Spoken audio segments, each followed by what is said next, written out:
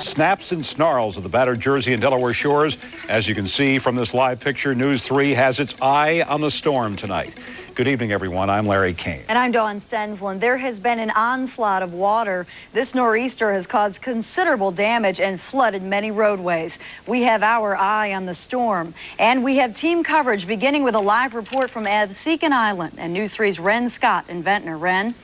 Good evening to you, Dawn. As you can see, the wind is still blowing, the rain is still coming down, but we do have good news to report, and that is here in VENTNOR, we have made it through the worst part of high tide on the ocean side, and it was not nearly as bad as high tide last night. Now, last night, we spent the night, the worst part of the night, with some folks here that were hunkered down right in oceanfront homes. We went down and visited again with them just a little while ago. Here's the very latest.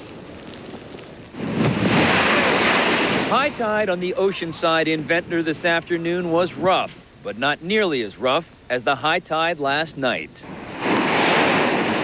For more than 2 hours, the wind-driven surf pounded on this coastline, and a 50-year-old seawall was all that kept homes from crumbling into the sea. Amazingly, many residents stayed in their homes and rode it out, and this afternoon they look back on a very scary night.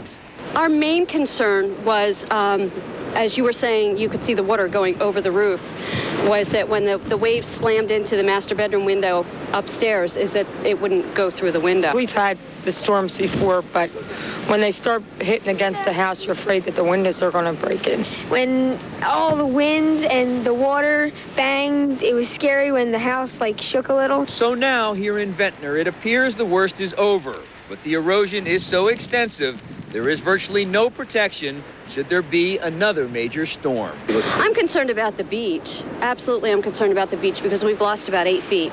And with each new storm, there's more and more rigid rocks there, and there's a lot of the cables that are running along there that are all exposed. Yeah. So that is the big problem right now. There has been major erosion. There has been millions of dollars of damage done to this oceanfront. Geotubes and other protective dunes have been badly destroyed. There has not been major damage to the boardwalk here in VENTNOR or the boardwalk in Atlantic City, but the erosion to these beaches has left these beaches and these oceanfront homes tremendously vulnerable should we have another storm. We'll keep you posted. That's the latest here live in VENTNOR. I am Ren Scott. Let's go back to the studio. Okay, thank you, Ren. Now, people in Ocean City as well, no doubt, are keeping an eye on the eroding beaches. For a report from that area, let's go live to News 3's Robin Rieger in Ocean City tonight. Robin? Well, Larry, they're also keeping an eye on some of the roads here. We're at the Longport Bridge on the northern end of Ocean City, which is still shut down at this hour because of the high tide. You can see here some of the people just waiting for that bridge to reopen, patiently waiting to get out of a city that they've been holed up in all day. Take a look at some of the scenes we saw earlier today.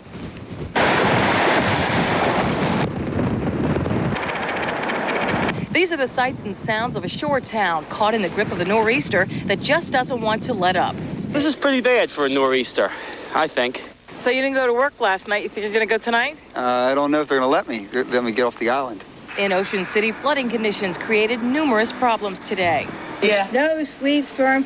No mail today going in or out, and I think that's a disgrace. Trash collection isn't going to get picked up here in the city today because of the water. And not much in the way of business either. Local stores on and off the main drag remained closed. Residents who ventured out braved fierce winds to survey the damage officials say they're getting used to. Most people who lived on the island for a number of years have faced many different types of coastal storms, and they know when it floods, how it floods, and they're quite familiar with what to do. After closing down the city's 3 access bridges during high tides today, emergency management officials say they will continue to monitor this storm system. They'll also warn residents that come high tide tomorrow, they should be prepared for another possible onslaught of water. We're just telling residents, stay home. There's no need to travel. If you have any questions or concerns, call the police department at 399-9111.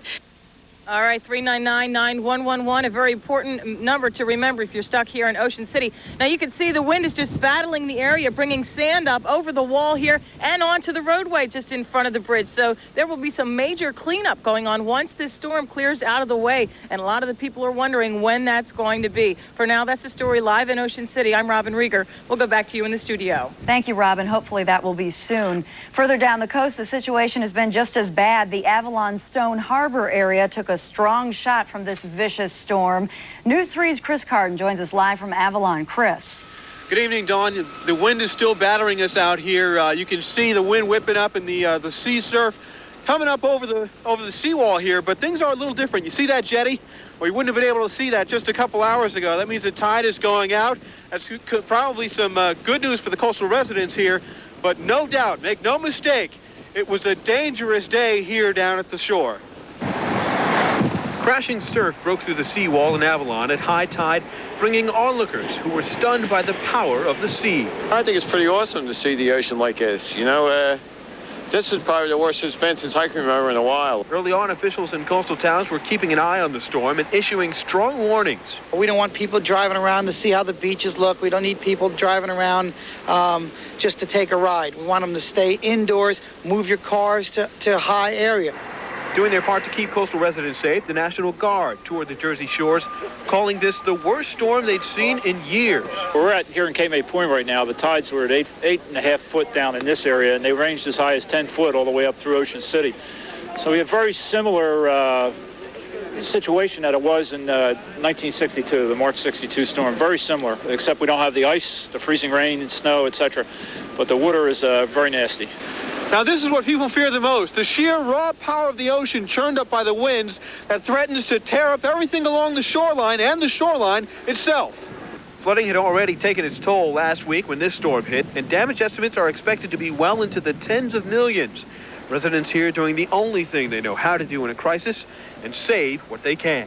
My sister just came out. We went in to try and get some clothes and evaluate any damage. There's water on the floor, dampness. The water obviously came into the house at some point during the high tide.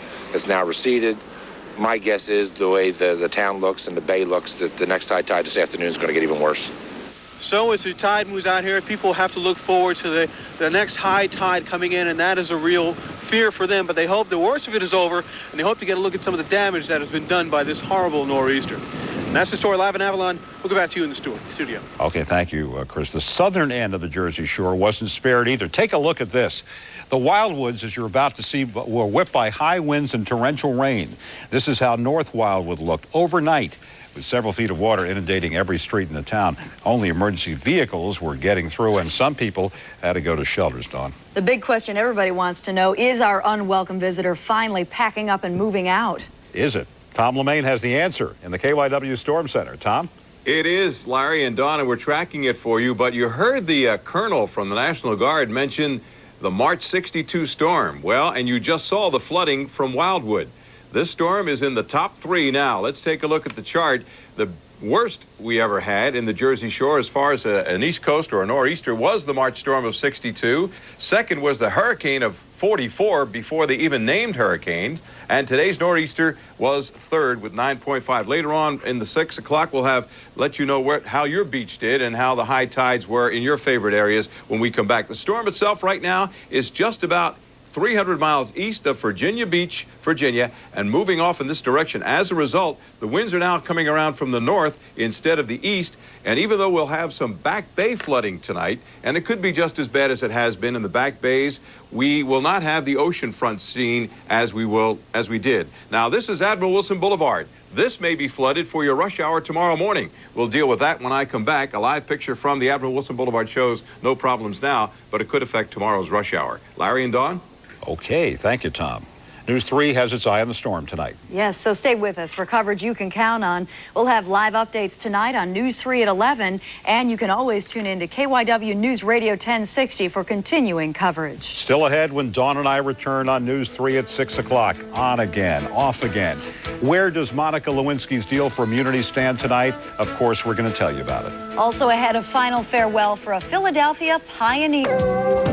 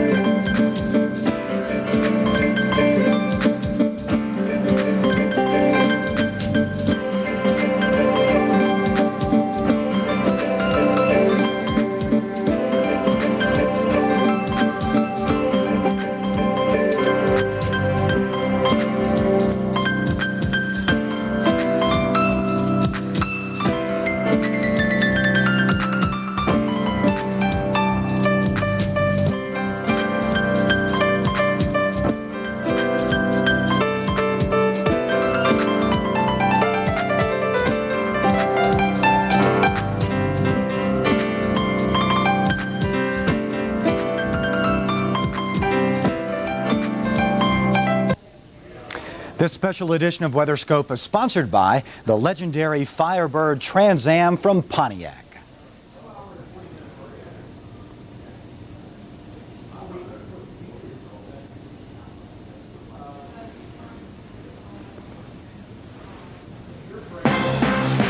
This is a special edition of WeatherScope.